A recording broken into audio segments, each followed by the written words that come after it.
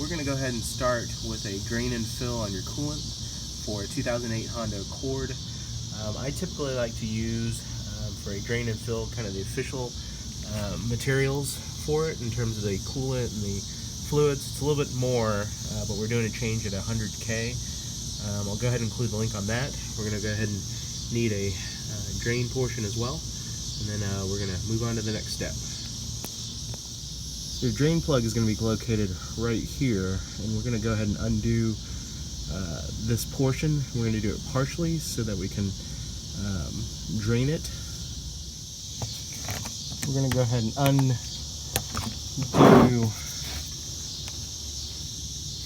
this drain plug right here, and we're going to go lefty-loosey on this. It's going to slowly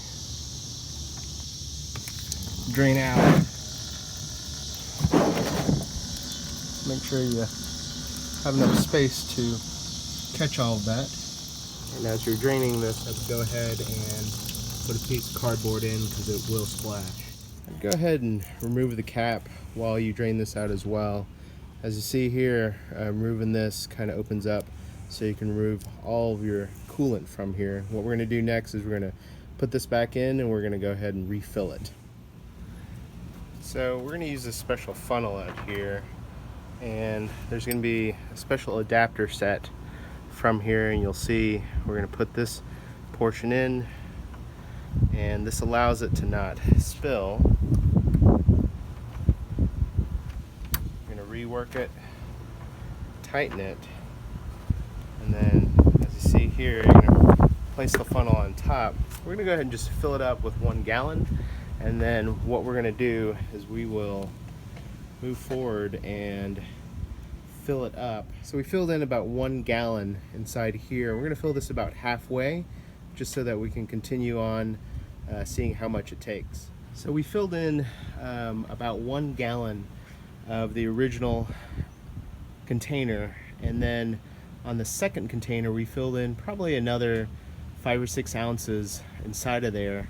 Then I went ahead and filled it up to the top right here. What we're going to do next is we're going to get the bubbles outside of the system by getting the car temperature up to the correct temperature. So we're going to go ahead and turn this to hot at the maximum portion. We're going to go ahead and keep this at one of the lower temps right here, just to keep the fan on so that the interior fan is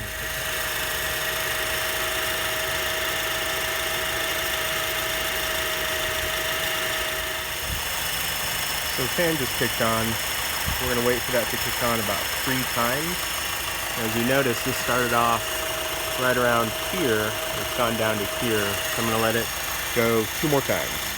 So with this system right here, we're going to go ahead and plug this down to the bottom right here. And that's to preserve what's remaining in here. We're going to go ahead and refill the reservoir right here, right between the min and max. So I refilled it to a little bit above the minimum for the reservoir,